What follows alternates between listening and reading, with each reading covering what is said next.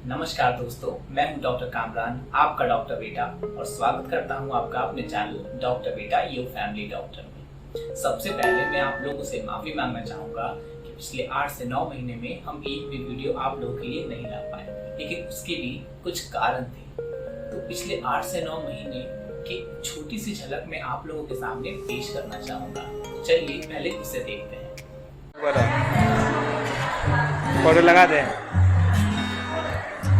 क्या खाएगा खाने में?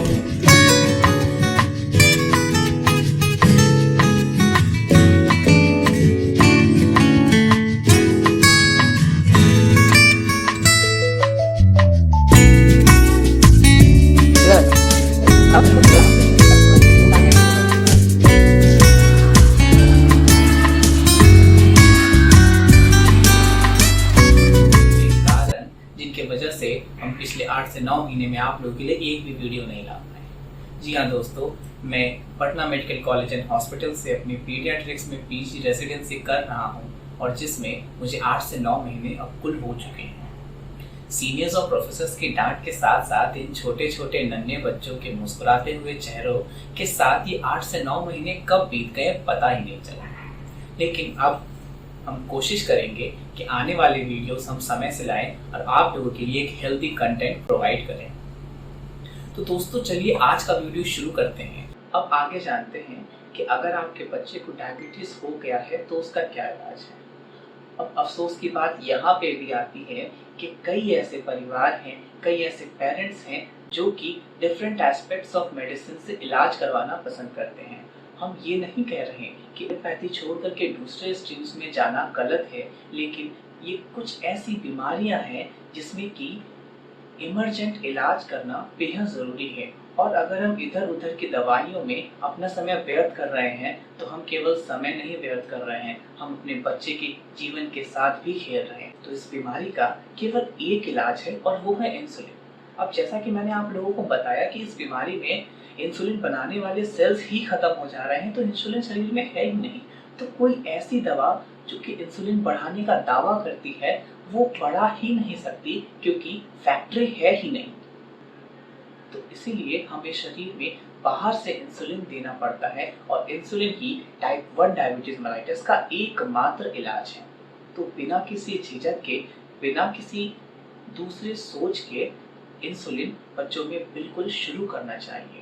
लेकिन इंसुलिन शुरू करने का भी एक तरीका होता है जो कि एक पीडियाट्रिशियन यानी बच्चे के डॉक्टर या फिर एक एंडोक्राइनोलॉजिस्ट मतलब हार्मोन के डॉक्टर से कंसल्ट करने के बाद ही लेनी चाहिए, ना कि किसी भी झोला छाप से इलाज करवाना चाहिए। हमारे पास कई ऐसे पेशेंट्स आते हैं जो कि डायबिटीज मेलाइटस के नोन केस होते हैं, लेकिन वो इंसुलिन की या तो मात्रा गलत ले रहे होते हैं या फिर उनके लेने का तरीका गलत होता है। क्यों? क्योंकि उन्होंने आज तक सही सीखा ही नहीं है, या तो उन्होंने अपने मेडिकल या फिर आसपास के किसी ऐसे झोला छाप डॉक्टर से दिखवाया है और ना तो उसे बताना आता था और ना ही इन्हें समझना आता है।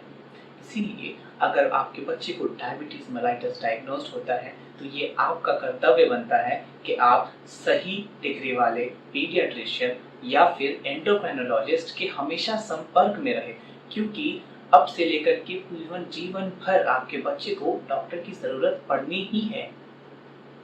इंसुलिन लेने का सही तरीका, उसका क्या डोज होना चाहिए, ये सब कुछ आपका डॉक्टर आपको जरूर बताएगा। आपको इन बातों का बेहद ध्यान रखना है।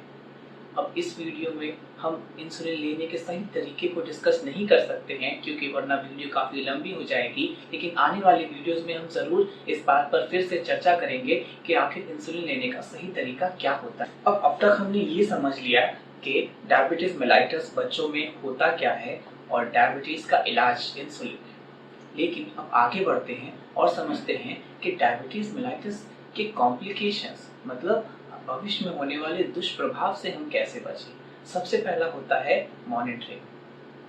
हर डॉक्टर एक डायबिटीज मेलाइटस के पेशेंट को हमेशा एक डायरी मेंटेन करने के लिए बोलता है और ये डायरी बेहद ज़रूरी होता है जिसमें कि बच्चे का हर दिन का ग्लूकोज लिखा होना चाहिए। एक माता पिता कुछ बच्चे का शुगर नापना आना चाहिए, सही प्रकार से इंसुलिन देना आना चाहिए। अब हम हर दिन बच्चे का ग्लूकोज नापना सीख चुके हैं और इंसुलिन देना सीख चुके हैं। अब मोस्ट इम्पॉर्टेंट पॉइंट और आता है न्यूट्रिशन, बच्चे के खान पीन का तरीका। ये भी डायबिटीज मेलाइटस के ट्रीटमेंट में इक्वली इम्पॉर्टेंट होता है। एक जनरल टर्म्स में अगर हम बताएं तो बच्चे को वैसा खाना देना चाहिए जिसमें कि शुगर की मात्रा, सिंपल शुगर यानी चीनी वगैरह की मात्रा कम हो, साथ में हाई फाइबर डाइट की ज़रूरत ज़्यादा है ऐसे बच्चों को।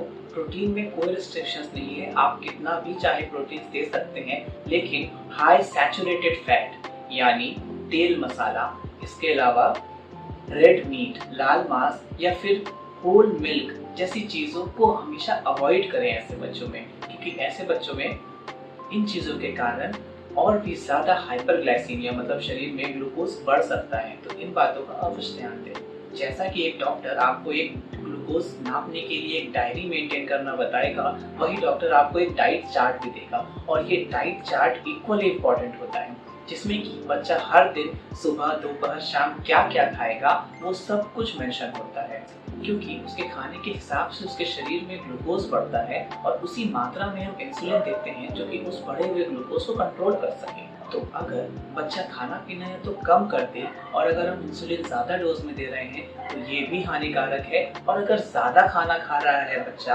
और इंसुलिन अगर हम कम दे रहे हैं तो ये भी हानिकारक है। दोनों का बैलेंस बहुत ज़रूरी होता है।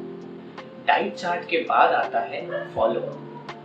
हर एक डायबिटीज मेलाइटस के बच्चे को कम से कम 3 महीने में अपने डॉक्टर से अवश्य मिलना चाहिए और डायबिटीज और उसके प्रेजेंट बीमारी के कंडीशन के बारे में अपडेट लेना चाहिए, क्योंकि इंसुलिन का डोज बढ़ाना घटाना पड़ सकता है। बच्चे की बढ़ती उम्र के साथ, बढ़ते वजन के साथ इसके डोज को भी ऊपर नीचे किया जाता है। तो ये एक और गलती जो मोस्ट ऑफ द पेरेंट्स से होती है कि वो एक बार ट्रीटमेंट लेते हैं फिर 1 साल तक आराम से घर पे बैठे रहते हैं। ऐसा नहीं करना है, क्योंकि आपके बच्चे का वजन बढ़ रहा है और उसके साथ साथ उसके शरीर के इंसुलिन रिक्वायरमेंट्स भी बढ़ रहे हैं। तो इसका मतलब है डोज को बढ़ाने की जरूरत है, जो कि आप घर बैठे नहीं कर पाएंगे, ये आपके डॉक्टर का काम। तो दोस्तों, इस बीमारी के कॉम्प्लिकेशन या दुष्प्रभाव के बारे में चलिए आज बात करते हैं।